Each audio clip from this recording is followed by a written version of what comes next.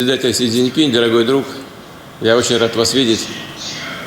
Приветствую вас. 中俄领袖线上峰会，俄罗斯总统普京讲得正高兴，画面左边的大陆国家主席习近平突然闭上眼睛，举起右手对着拳头，1、2、3，连续咳了3下，咳完一脸疲惫，眼睛快要睁不开，让人怀疑难道健康出了状况？习近平狂咳模样，俄罗斯电视台全程播放，但是大陆央视却直接把咳嗽画面切掉了。Xi Jinping referring to Putin as his quote old friend, adding that they've met 37 times since 2013. 美国 CNN 分析，中俄选在这个时候视讯，因为两国都遭受欧美的庞大外交压力，两人还交换了大礼。普京将亲自出席北京冬奥，习近平则力挺俄罗斯对乌克兰的主张。Xi Jinping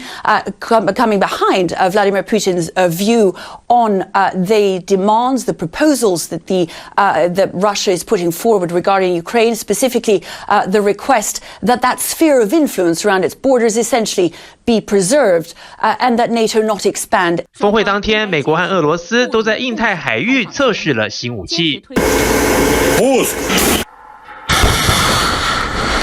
俄罗斯沙坡什尼科夫元帅号护卫舰在日本海试射最新型反潜导弹，成功击中水下目标。同一天，美军2栖登陆舰波特兰号在亚丁湾举行了第2次雷射武器测试，摧毁水上漂浮目标，将来有望成为对付敌军快艇的利器。TVBS 新闻综合报道，请支持一个专门报道国际新闻的全新 YouTube 频道 TVBS 国际 Plus， 扩大视野，掌握趋势，请订阅并开启通知小铃铛。